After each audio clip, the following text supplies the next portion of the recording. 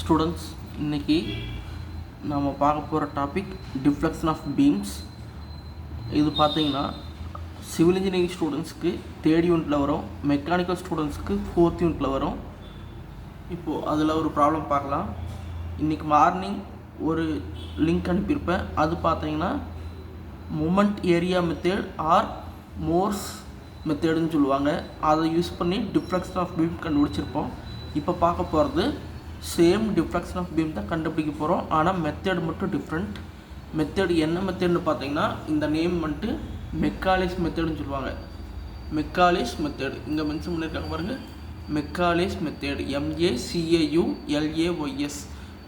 இந்த method use பண்ணியும் deflection கண்டுபிடிக்கலாம். மொத்தமாக டிஃப்ளெக்ஷன் கண்டுபிடிக்க 4 மெத்தட்ஸ் இருக்குது. அதில் இது ஒரு மெத்தட். சரிங்களா, பாருங்கள். இதில் இதே இந்த ப்ராப்ளம் வரையே புக்கில் இன்னொரு ப்ராப்ளம் இருக்குது. அதை எப்படி சால்வ் பண்ணுறது காமிக்கிறேன். இந்த கண்டென்ட் மட்டும் படித்து பாருங்கள், உங்களுக்கு சம் புரியுதான்னு பாருங்கள். சிம்பிளி சப்போர்ட் ஒரு பீம் இருக்குது, அது simply support beam. Next one என்ன லென்த் 8 மீட்டர் லென்த் இருக்குது. அதில் என்னென்ன பாயிண்ட் லோடு ஆக்ட் ஆகுதுன்னா 2 point load 64 and 48 kilometre act ஆகுது. எவ்வளோ டிஸ்டன்ஸில் ஆக்ட் ஆகுதுன்னா 1 மீட்டர் அண்ட் 4 மீட்டர். எங்கிருந்து லெஃப்ட் ஹேண்ட் சைட்லேருந்து அப்படின்னு சொல்லிட்டாங்க. இப்போது என்னென்ன கண்டுபிடிக்கணும், find the deflection under each load. ஒவ்வொரு லோடுக்கும் கீழே டிஃப்ளெக்ஷன் கண்டுபிடிக்கணும். அதாவது 64 கிலோமீட்டர் 1 மீட்டர் ஆக்ட் ஆகுதா, அதுக்கு கீழே எவ்வளோ டிஃப்ளெக்ஷன். 48 கிலோமீட்டர் 4 மீட்டர் ஆக்ட் ஆகுது, அப்போ 4 மீட்டரில் எவ்வளோ டிஃப்ளெக்ஷன் அப்படின்னு கண்டுபிடிக்கணும். அதோட மேக்ஸிமம் டிஃப்ளெக்ஷன் எந்த இடத்துல அக்கர் ஆகும், அந்த வேல்யூ எவ்வளோ, இந்த 3மே கண்டுபிடிக்கணும். சரிங்களா, வேறு என்ன கொடுத்துருக்காங்கன்னு பார்த்தீங்கன்னா யங்ஸ் மாடுலஸ் கொடுத்துருக்காங்க. 210 ஜிகா பாஸ்கல்னு சொல்லியிருக்காங்க. ஜிகா பாஸ்கல்னால் இன்ட்டு 10⁹ நியூட்டன் பர் மீட்டர் ஸ்கொயர்னு வரணும். சரிங்களா, மறந்துடாதீங்க. ஜிகா பாஸ்கல்னால் into 210 into 10⁹ giga newton per metre square. அடுத்து ஐ வேல்யூ 180 இன்ட்டு 10⁶ mm/4. சரிங்களா, இப்போது ஐ வேல்யூ எம்எம்மில் கொடுத்துருக்காங்க. அப்போ இ வேல்யூ ஜிகா பாஸ்கலுக்கு மாற்றிக்கணும். அப்படி மாற்றும்போது 210 ஜிகா பாஸ்கல்னால் 210 இன்ட்டு 10⁹ நியூட்டன் பர் மீட்டர் ஸ்கொயர்னு வரும். மீட்டர் ஸ்கொயர் எம்எம் ஸ்கொயரை மாற்றுறதுக்கு 10⁶ வந்துட்டு மல்டிப்ளை பண்ணணும். அப்போது 210 into 10⁹ divided by 10⁶ newton per MM ஸ்கொயர்னு வரும். 10⁹ 10⁶ கேன்சல் ஆச்சுன்னா மீது 10�3 மட்டும் இருக்கும். 210 இன்ட்டு 10�3 நியூட்டன் பர் எம்எம் ஸ்கொயர்னு போடணும். சரிங்களா, இப்போது புக்கில் இதே மெத்தடில் சம் இருக்குது. அந்த சம்மை வந்துட்டு எப்படி சால்வ் பண்ணியிருக்காங்கன்னு சொல்லி கொடுக்குறேன் பாருங்கள்.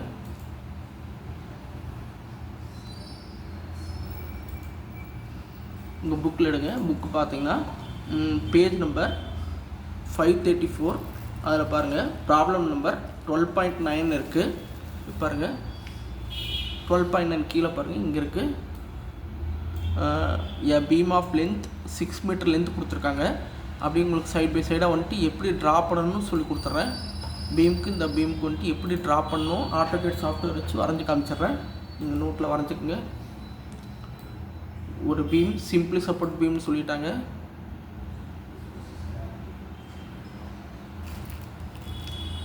பாருங்கள் கொஸ்டின் கவர் ஆகுது. அதே மாதிரி உங்களுக்கு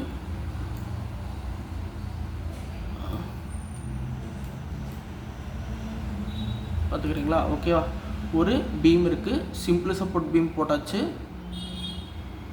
சிம்பிளி சப்போர்ட் பீம்னா இந்த மாதிரி தான் வரையணும். வரைஞ்சிட்டு 6 மீட்டர் லென்த் சொல்லிட்டாங்க, அதை கொடுத்துட்டோம்.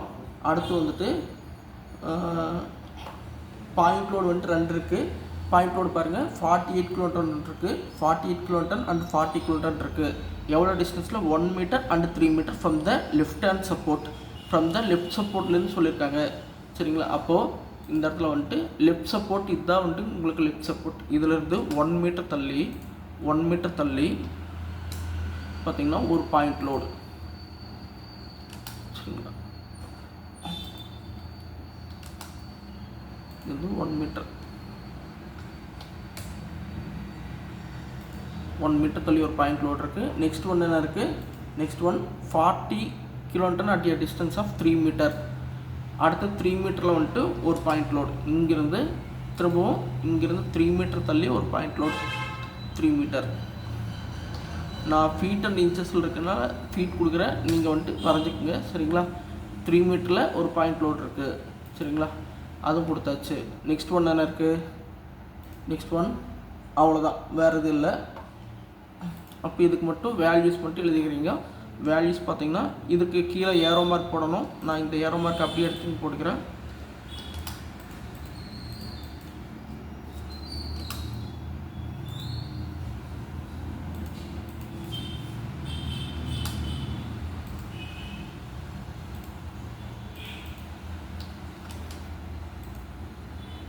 ரெண்டு பாயிண்ட் லோடு கொடுத்துட்றேன்.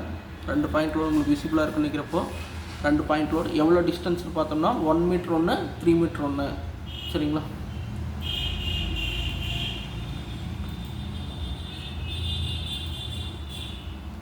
ஃபீட் அண்ட் இன்ச்சில் இருக்கிற 1 ஃபீட்னு வருது சரிங்களா. இன்னொன்று வந்துட்டு 3 ஃபீட்னு காமிக்க நமக்கு 3 மீட்டர்னு அர்த்தம் சரிங்களா. 3 மீட்டர்னு மீனிங் ஆகும். 1 மீட்டர் மாற்றிடுறேன். இந்த வந்துட்டு 3 மீட்டர் சரிங்களா. சாரி ஃபுல் ஸ்டாப் வச்சுட்டேன். 3 மீட்டர் மாற்றியாச்சு சரிங்களா. உங்களுக்கு எல்லாம் கிளியராக இருக்குன்னு நினைக்கிறேன்.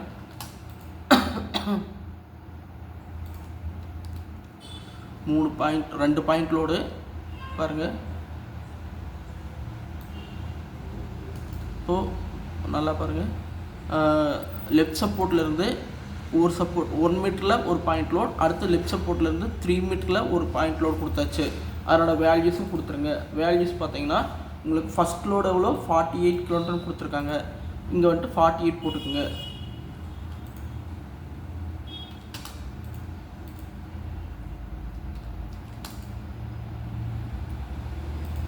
இது வந்துட்டு 48, இது வந்துட்டு 40 அப்படி மாற்றிடுறேன் நான். 48 கிலோ நியூட்டன். நியூட்டன் போது கேப்ஸில் போடணும். 40 கிலோ நியூட்டன். 2 பாயிண்ட் லோடு கொடுத்தாச்சு. இப்போது என்னென்ன கேட்டிருக்காங்கன்னு பார்த்தீங்கன்னா ஒவ்வொரு இந்த பீம் இப்போ என்னாகும், இந்த இடத்துல பீம் வந்துட்டு பெண்ட் ஆகும். பீம் வந்துட்டு லோட் ஆக்ட் ஆகிறதுனால பீம் வந்துட்டு பெண்ட் ஆகும். பெண்டான என்ன ஷேப்பில் பெண்ட் ஆகும்னா பரபோலிக் ஷேப்பில் பெண்ட் ஆகும் சரிங்களா. பரபோலிக் ஷேப்பில் இங்கே இருக்கிறது வந்துட்டு இந்த மாதிரி பெண்ட் ஆகிருக்கும்.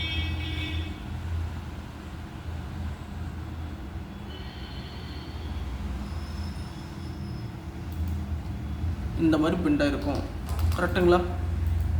இந்த ஷேப்பில் வந்துட்டு பெண்ட் ஆகிருக்கும். இது வந்துட்டு ஹிட்டன் இருக்குது, மாற்றிக்கலாம் சரி. இந்த ஷேப்பில் பெண்ட் ஆகிருக்கும். இப்போ என்னென்ன ஃபைண்ட் அவுட் பண்ண சொல்கிறாங்க உங்களுக்கு, டிஃப்ளெக்ஷன் அண்டர் ஈச் லோடு. 48 கீழே எவ்வளோ டிஃப்ளெக்ஷன் பாருங்கள். இந்த இடத்துல எவ்வளோ டிஃப்ளெக்ஷன் இருக்குன்னு கேட்டிருக்காங்க. அடுத்தது ரெண்டாவது இந்த லோடு கீழே எவ்வளோ டிஃப்ளெக்ஷன் கேட்டிருக்காங்க. அடுத்தது மொத்தமாக டோட்டல் மேக்ஸிமம் டிஃப்ளெக்ஷன் எங்கே இருக்குன்னு கேட்டிருக்காங்க. அது வந்துட்டு எங்கே இருக்குன்னு நமக்கு சொல்ல தெரியாது, அது கண்டுபிடிக்கிறது அப்படின்னு நான் சொல்லித்தரேன் சரிங்களா. இப்போ வந்துட்டு நம்ம இந்த 2 தான் கண்டுபிடிக்கணும். இது ஒன்று, நெக்ஸ்ட்டு இது ஒன்று. இந்த 2 மட்டும் தான் நம்ம வந்துட்டு ஃபைண்ட் அவுட் பண்ணணும்.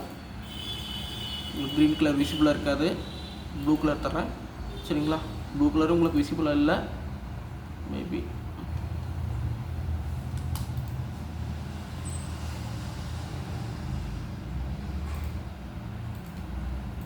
பிளாக் வச்சிட்றேன் ஓகேங்களா. இப்போ இந்த ரெண்டு டிஸ்டன்ஸ் தான் கண்டுபிடிக்கணும். எப்படி கண்டுபிடிக்கணும்னு பார்க்கலாம். ஃபஸ்ட்டு அதுக்கு என்ன பண்ணுறோன்னா எக்ஸுங்கிற டிஸ்டன்ஸ் ஒன்று நம்மளாம் ரேண்டமாக சூஸ் பண்ணிக்கிறோம். எங்கிறதுனா லெஃப்ட் ஹேண்ட் சப்போர்ட்லேருந்து ஒரு எக்ஸுங்கிற டிஸ்டன்ஸுக்கு ஒரு லைன் ஒன்று எடுத்துக்கிறோம். ஸோ லெஃப்ட் ஹேண்ட் சப்போர்ட்லேருந்து எக்ஸுங்கிற டிஸ்டன்ஸுக்கு அந்த எக்ஸுங்கிறது எடுக்கும்போது எப்படி இருக்குன்னா 2 லோடையும் கவர் பண்ணி 2 லோடு தாண்டி தான் எக்ஸ் எடுக்கணும் சரிங்களா. 48 இருக்குது, 40 இருக்குது, அதை தாண்டி இங்கே இந்த பாயிண்டில் வந்துட்டு எக்ஸ்ன்னு எடுத்துக்கிறோம். புரியுதுங்களா. இந்த 2ஐயும் தாண்டி போய் தான் நீங்கள் எடுக்கணும், அதுக்கு முன்னாடி நீங்கள் எடுத்துடக்கூடாது சரிங்களா. அதனால் நான் வந்துட்டு இந்த இடத்துல ஒரு லைன் இப்படி ட்ரா பண்ணிக்கிறேன் சரிங்களா. இதை டிஸ்டன்ஸ் வந்துட்டு என்ன பண்ணிக்கிறேன்னா எக்ஸ்ன்னு எடுத்துக்கிறேன். எப்பவுமே இந்த எக்ஸ் எடுக்கும்போது கவனமாக இருக்கணும், 2 லோடையும் இன்க்ளூட் பண்ணி தான் எடுக்கணும் சரிங்களா. 2 லோடு இன்க்ளூட் பண்ணாமல் எடுத்துடாதீங்க, அது தப்பு. எத்தனை லோடு கொடுத்துருக்காங்களோ எல்லா லோடும் இன்க்ளூட் பண்ணி தான் நீங்கள் எடுக்கணும். இந்த டிஸ்டன்ஸ் நீங்கள் என்ன எடுத்துக்கிறீங்கன்னா எக்ஸ்ன்னு வச்சுக்கிறோம்.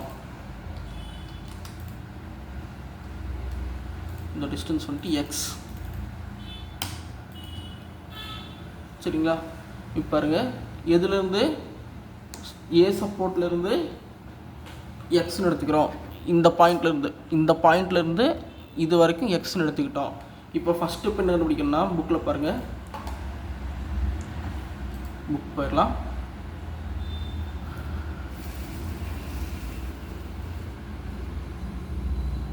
ஸ்டெப் 1 ரியாக்ஷன் கேல்குலேஷன் கண்டுபிடிக்கணும். ரியாக்ஷன் கண்டுபிடிக்கும் போது நமக்கு இன்ஜினியரிங் மெக்கானிக்ஸ் மாதிரி தான். சரிங்களா? ரியாக்ஷன் ஏன்னு எடுத்துக்கிறோம், ஆர்ஏ ஆர்பின்னு எடுத்துக்கிறோம். சூஸ் பண்ணிக்கிட்டு ஏ பாயிண்ட்டுக்கு மூமெண்ட் எடுக்கிறோம். மூமெண்ட் எடுக்கும்போது என்ன ஆகுதுன்னா, ஆர்பி, இந்த ஆர்பி இருக்கு இல்லையா, RB into 6 metre length, force into distance, RB into 6. அடுத்தது ஈக்குவல் டு மீதி எல்லாம் இது ஏன் ஈக்குவல் டு போட்டிருக்கோன்னா, இது மட்டும் அப்பேடில் இருக்குது, அப்பேட் டைரக்ஷன் இருக்குது. அதனால் அதுவும் இந்த ரெண்டும் டவுன்வேர்டு, இந்த ரெண்டும் லோடும் டவுன் 48 to 40யும் டவுன்வேர்டு இருக்குது. அதனால் ஈக்குவல் டு போட்டு எழுதிக்கிறோம். ஈக்குவல் டு போட்டோம்னா 40 into 3 metre, 48 into 1 metre, force into distance எழுதியிருக்கோம். சரிங்களா? அது போட்டு சிம்பிளை பண்ணிங்கன்னா உங்களுக்கு வந்துட்டு ஆர்பி இஸ் ஈக்குவல் டு 168/6 கிடைக்குது.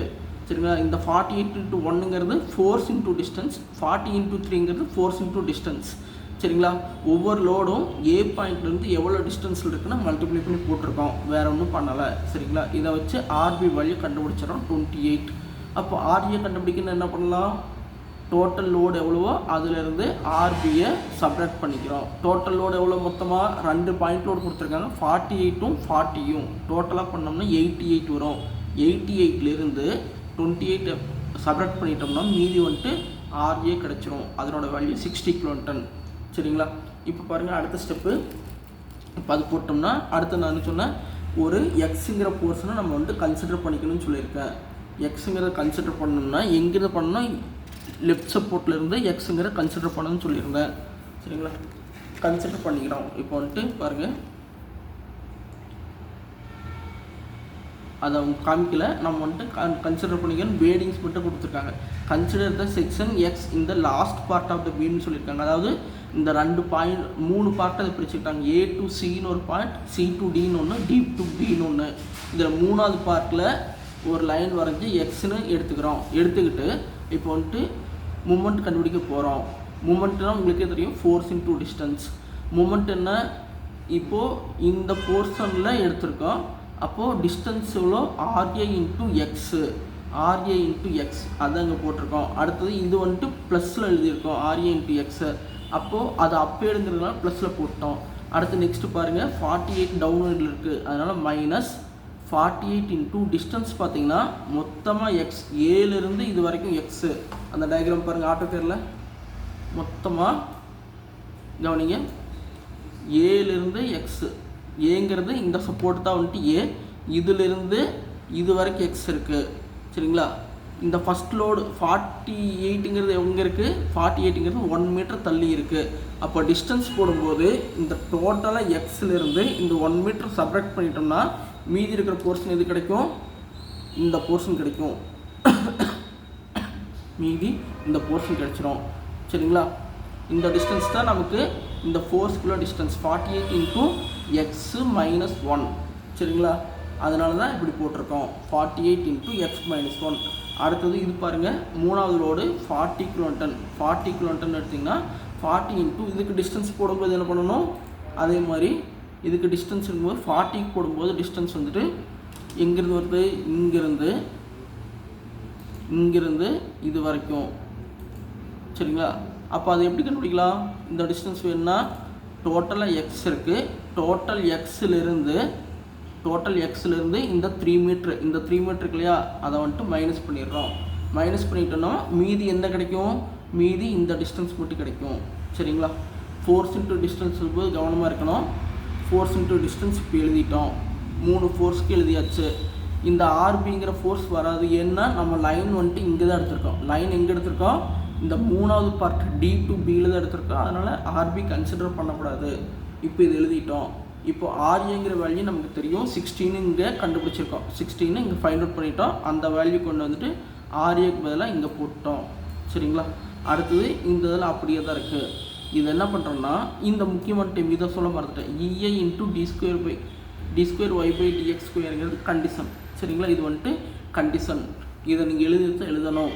சரிங்களா, இதை ஒரு டைம் இன்டகிரேஷன் பண்ணுறோம். இன்டகிரேஷன் உங்களுக்கு புதுசு. இந்த சப்ஜெக்ட்டுக்கு இன்டகிரேஷன் வந்துட்டு கண்டிப்பாக தெரிஞ்சிருக்கணும். ஆனால் பேசிக்ஸ் மட்டும் தெரிஞ்சால் போதும், ரொம்ப டெப்த்தாக வேண்டியதில்லை. ஒரே ஒரு கான்செப்ட் மட்டும் தெரிஞ்சால் போதும். என்னென்னா எக்ஸை வந்துட்டு இன்டகிரேட் பண்ண எக்ஸ் ஸ்கொயர் டிவைட் பை 2, அவ்வளோதான் கான்செப்ட். சரிங்களா, பவரில் என்ன இருக்கோ அதோட +1 போட்டுக்கிட்டு டிவைட் பை +1 போட்ட நம்பர் கீழே எழுதிக்கணும். இப்போ பாருங்கள் எக்ஸுன்னு இருக்குது, இங்கே வந்துட்டு எக்ஸுன்னு இருக்கா, எக்ஸுன்னு இருக்குது. எக்ஸுக்கு வந்துட்டு பவர் வந்துட்டு ஒன்றுமே இல்லைன்னா ஒன்றுன்னு அர்த்தம். எக்ஸ் பவர் 1 இருக்குது. அப்போ என்ன பண்ணணும், கீழே எழுதும்போது அந்த 1ஓட +1 போட்டுக்கணும், 2 ஆகிடும். டிவைட் பை அந்த 2 கீழே எழுதிக்கணும். அவ்வளோதான். வேறு இன்டகிரேஷனில் வந்துட்டு வேறு எந்த இன்டகிரேஷன் இந்த யூனிட்டில் வராது. இது ஒரே ஒரு ஃபார்முலா தான். என்னென்னா எக்ஸ் பவரில் என்ன இருக்கோ அது கூட +1 டிவைட் பை அதே நம்பர் கீழே எழுதிக்கணும். சரிங்களா, அப்போ வந்துட்டு 60 இன்ட்டு எக்ஸ்ன்னு இருக்கிறதுக்கு மேலே x1க்கு மேலே x2 அடுத்த நம்பர் என்ன, 1க்கு அடுத்த நம்பர் 2 டிவைட் பை அதே 2 போட்டுக்கிறோம். அடுத்து வந்துட்டு -48 இன்ட்டு x - 1 ஹோல் பவர். இங்கே மேலே 1 தான் இருக்குதுன்னு அர்த்தம். 1 இருந்ததுன்னா என்ன பண்ணணும், 1க்கு அடுத்த நம்பர் 2 டிவைட் பை 2ன்னு போட்டுக்கணும். இங்கே போட்டோம்.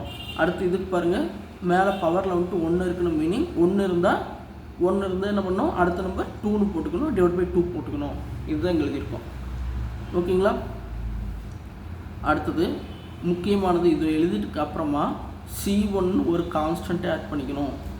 C1ன்னு ஒரு கான்ஸ்டன்ட்டுங்கிற டேமை நம்ம ஆட் பண்ணிக்கணும். ஒவ்வொரு இன்டகிரேஷன் அப்பையும் ஒவ்வொரு ஈக்குவேஷன்லையும் ஒவ்வொரு கான்ஸ்டன்ட் டேம் ஆட் பண்ணிக்கணும். அதை மறந்துடக்கூடாது.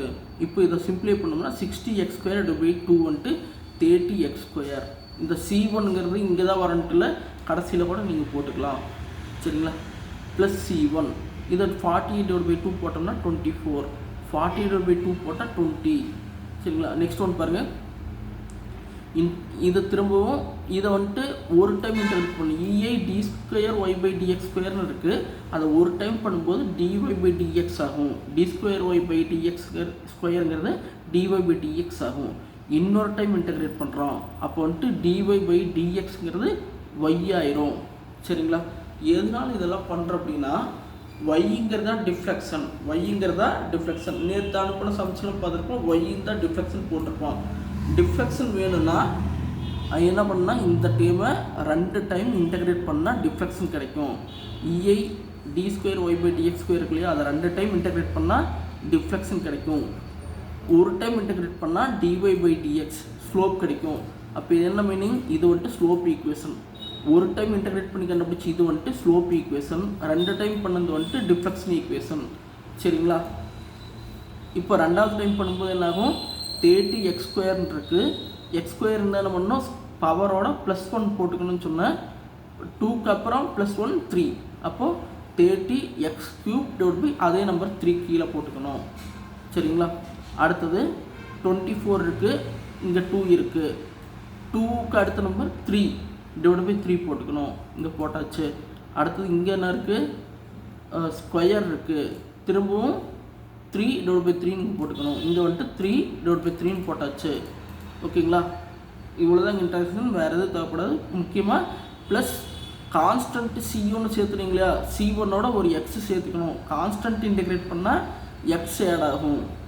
அப்புறம் C2ன்னு ஒரு டைம் ஆட் ஆகிக்கணும். ஒரு டைம் இன்டகிரேட் பண்ணால் C1 ஆகணும். 2வது டைம் இன்டகிரேட் பண்ணால் C1 + C2 போடணும். அதோட C1ஓட ஒரு எக்ஸுங்கிற டைம் ஆட் ஆகிக்கணும். சரிங்களா, இப்போ வந்துட்டு பவுண்ட்ரி கண்டிஷன் ஒன்று எழுதுகிறோம்.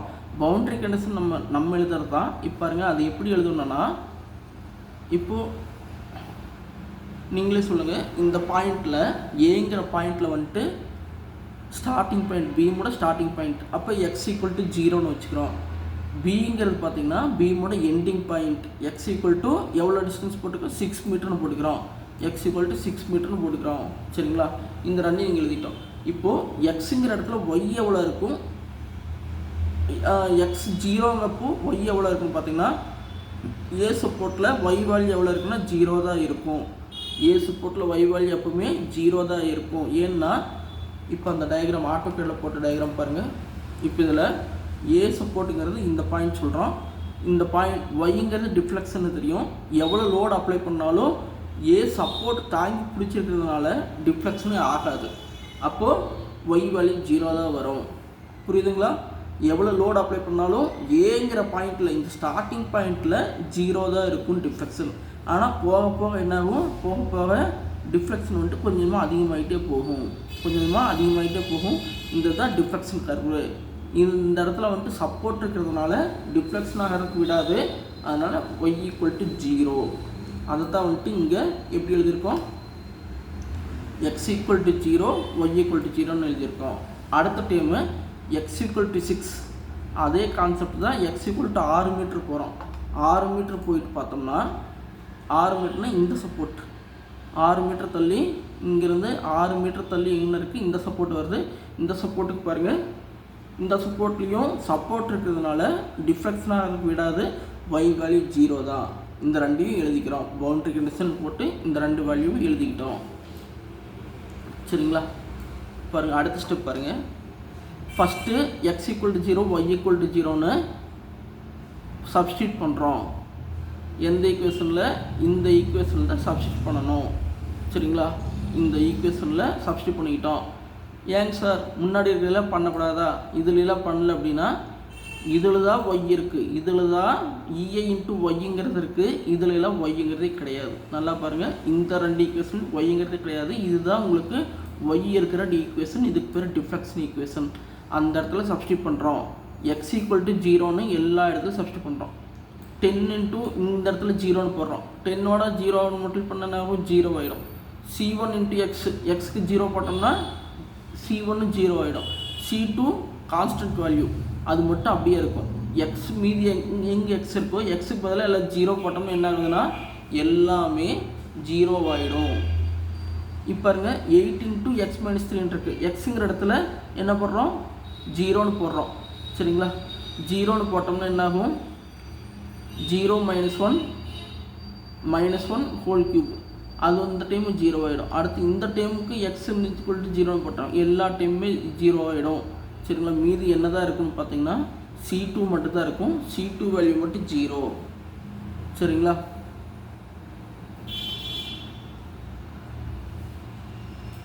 இப்போ முக்கியமானது பாருங்கள், இதில் வந்துட்டு x = 0 y = 0ன்னு எடுத்திருக்கோம். அப்போ வந்துட்டு இதில் x = 0ங்கிறது எந்த இடத்துல இருக்குன்னு பார்த்தீங்கன்னா a to cங்கிற ஃபஸ்ட்டு போர்ஷன்லேயே இருக்குது. ஃபஸ்ட்டு போர்ஷன்லேயே இருக்குதுன்னா நம்ம வந்துட்டு இந்த ஈக்குவேஷனில் முழு ஈக்குவேஷனுக்குமே x = 0ன்னு சப்ஸ்டியூட் பண்ண வேண்டியதில்லை. ஃபஸ்ட்டு இருக்கிற இந்த போர்ஷன் இருக்குது இல்லைங்களா, இதுக்கு மட்டும் நீங்கள் பண்ணிங்கன்னா போதும். ஃபஸ்ட்டு போர்ஷனுக்கு மட்டும் போட்டிங்கன்னா போதும். அப்படி போட்டு தான் இங்கே இப்படி எழுதியிருக்கோம். 10 இன்ட்டு எக்ஸுக்கு பதிலாக 0 போடும்போது 0 ஆயிடுச்சு. c1 இன்ட்டு இங்கே எக்ஸுக்கு பதிலாக 0 போடும்போது 0 ஆயிடுச்சு. c2 மட்டும் இருக்குது. c2 = 0. சரிங்களா? இந்த 0 எப்படி வந்துச்சு, ஈக்குவல்ட்டுக்கு இந்த பக்கம் இருக்கிற 0, அது வந்துட்டு இஏ இன்ட்டு ஒய்ன்னு இருக்கா, அங்கே y = 0ன்னு போட்டிங்கன்னா என்ன ஆகும், 0 ஆயிரும். சரிங்களா? இதுலேருந்து c2 = 0ன்னு கண்டுபிடிச்சிட்டோம். அடுத்தது x = 6 மீட்டர்னு இருக்குது. ரெண்டாவது கண்டிஷன். இப்போ ரெண்டாவது கண்டிஷன் போகிறோம். x = 6 y = 0ன்னு இருக்குது. அதை எடுத்து போயிட்டு x = 6 எங்கே இருக்குது, கடைசி போர்ஷனில் இருக்குது, D2Bயில் இருக்குது. அப்போது எல்லா டைம்ஸுக்குமே சப்ஸ்டியூட் பண்ணணும். சரிங்களா? இந்த ஈக்குவேஷனில் எல்லா டைமுக்குமே வந்துட்டு x = 6ன்னு போடுறோம். இது எல்லாருக்குமே x = 6ன்னு போட்டோம்னா உங்களுக்கு என்ன ஆகுது, இங்கே பாருங்கள், இந்த இதில் 10x³ இருக்குது. எக்ஸுங்கிற இடத்துல 6ன்னு போட்டோம். சரிங்களா? நெக்ஸ்ட் ஒன் பாருங்கள், c1xன்னு இருக்குது. c1xக்கு பதிலாக c1 6ன்னு போட்டாச்சு. அடுத்தது -8 இன்ட்டு x - 1 இருக்குது. அந்த இடத்துல எக்ஸுக்கு பதிலாக 6ன்னு போட்டாச்சு. அடுத்தது -20/3 இன்ட்டு எக்ஸ்ன்னு இருக்குது. இங்கேயும் எக்ஸுக்கு பதிலாக என்ன போட்டோம், 6ன்னு போட்டோம். சரிங்களா? 6ன்னு போட்டாச்சு. c2 வேல்யூ 0ன்னு முன்னாடி இங்கே கண்டுபிடிச்சி வச்சிட்டோம். முன்னாடி c2 = 0ன்னு கண்டுபிடிச்சிட்டோம். அதனால் இங்கே வந்துட்டு c2 வேல்யூக்கு வந்துட்டு நம்ம எதுவும் போடலை. c2 வந்துட்டு 0ன்னு போட்டு விட்டுட்டோம். இந்த c2 ஏன் போடலைன்னா வராது, 0ன்னு முன்னாடி கண்டுபிடிச்சதுனால விட்டுட்டோம். சரிங்களா? இதெல்லாம் சிம்பிளிஃபை பண்ணணும்னா கேல்சிலெல்லாம் போட்டு பாருங்கள். கேல்சியில் போட்டிங்கன்னா உங்களுக்கு சிம்பிளிஃபை பண்ணிங்கன்னா உங்களுக்கு வந்துட்டு c1ஓட வேல்யூ உங்களுக்கு கிடைக்கும். இப்போது இதில் C1 அதை சிம்பிளிஃபை பண்ணிங்கன்னா C1ஓட வேல்யூ வந்துட்டு 163.33 கிடைக்குது. சரிங்களா? இப்போ C1 C2 வேல்யூ கிடச்சிருச்சு. அதை எடுத்துகிட்டு போயிட்டு செகண்ட் ஈக்குவேஷனில் போடுறோம். செகண்ட் ஈக்குவேஷனில் போட்டோம்னா அது ஒரு ஈக்குவேஷன் மாதிரி இந்த மாதிரி கிடச்சிருச்சு. C1 C2க்கு ஈக்குவேஷன் மாதிரி கிடச்சிருச்சு. சரிங்களா? இப்போது அடுத்தது என்னென்ன கண்டுபிடிக்கணும்? டிஃப்ளெக்ஷன் அண்டர் 2 லோடும் கண்டுபிடிக்கணும். ஃபஸ்ட் லோடுக்கு மட்டும் கண்டுபிடிக்கிறோம். ஃபஸ்ட் லோடுக்கு வந்துட்டு அந்த ஃபார்முலா எடுத்துக்கிறோம். ஃபார்முலா எடுத்துக்கிட்டு அந்த ஈக்குவேஷன் பாருங்கள். ஈக்குவேஷனில் ஃபஸ்ட்டு டைம் மட்டும் எடுத்தால் போதும். 10x³ plus C1x plus C2 இருக்கும். அதை மட்டும் நீங்கள் எடுத்திங்கன்னா போதும். மீதி டைம் எடுக்க வேண்டியதில்லை. பாருங்கள், இந்த ஈக்குவேஷன் தான் காமிக்கிறேன். ஒய் ஈக்குவேஷன் டிஃப்ளெக்ஷன் தான் கண்டுபிடிக்கணும். அதனால் ஒய் ஈக்குவேஷன் இதுதான் ஒய் ஈக்குவேஷன். சரிங்களா? இந்த ஈக்குவேஷனில் எடுத்துக்கிட்டேன்னா இந்த ஃபஸ்ட்டு டைம் இதை மட்டும் எடுத்திங்கன்னா போதும். ஏன் இதை மட்டும் எடுக்கிறேன்னா ஃபஸ்ட் டைம் மட்டும்தான் வந்துட்டு ஃபஸ்ட் லோடு ஆக்ட் ஆகிற டைம்னா ஃபஸ்ட்டு டைம் மட்டும்தான். அதனால் இதை மட்டும் எடுத்துக்கிட்டு எக்ஸுங்கிற இடத்துல சப்ஸ்டியூட் பண்ணுறோம். எக்ஸுங்கிற இடத்துல 1 மீட்டர், இதை 1 மீட்டர் இருக்கா? எக்ஸுங்கிறது ஏன் 1 மீட்டர்?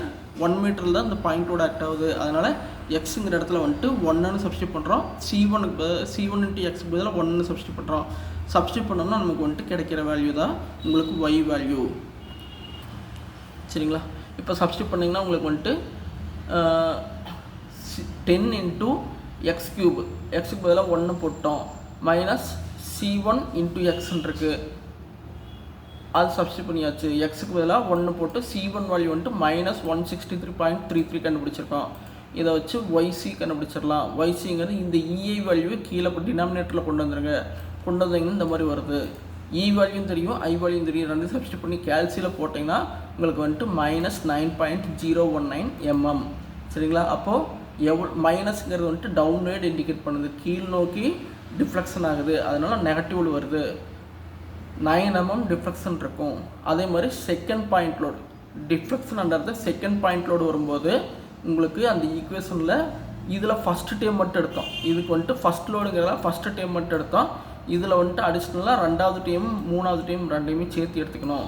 சரிங்களா? 2வது டைம் எடுத்திங்கன்னா எடுத்து எக்ஸ் ஈக்குவல் டு என்ன சப்ஸ்டியூட் பண்ணணும்? 3 மீட்டரும் சப்ஸ்டியூட் பண்ணணும். ஏன் 3 மீட்டர்? 3 மீட்டர் தான் வந்துட்டு அந்த செகண்ட் பாயிண்ட் லோடு 3rd மீட்டரில் தான் எக்ஸ் ஈக்குவல் டு 3ல் தான் ஆக்ட் ஆகுது. அதனால் 3 மீட்டர்னு போட்டுக்கிறோம். போட்டிங்கன்னா ஒய்டி வேல்யூ கிடச்சிரும்.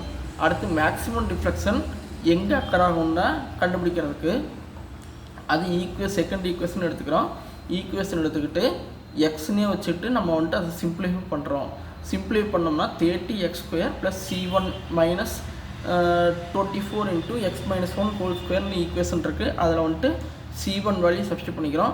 மீதி எக்ஸ்னே இருக்குது. x மைனஸ் 1 ஹோல் ஸ்கொயர் வந்துட்டு a minus b whole square ஃபார்முலாவில் எக்ஸ்பெண்ட் பண்ணுறோம். அப்போ வந்துட்டு a² plus b² minus 2ab வரும். இதை வந்துட்டு இதை சிம்பிளை பண்ணி இப்படி எழுதிக்கிறோம். 24 உள்ள எல்லாம் மல்டிபிள் பண்ணிக்கிறோம். இது 30x² இருக்கும். இங்கே மைனஸ் 24x² இருக்கும். போட்டோம்னா 6x² கிடைக்கும். அடுத்தது இங்கே வந்து 24 மைனஸ் 2x அப்போ வந்துட்டு மைனஸ் 48x கிடைக்கும். மைனஸ் 24 இருக்குது, இங்கே மைனஸ் 2x இருக்குது. ப்ளஸ் 48 ஆகிடும். 48x. அடுத்து வந்துட்டு கான்ஸ்டன்ட் டைம் பாருங்கள்.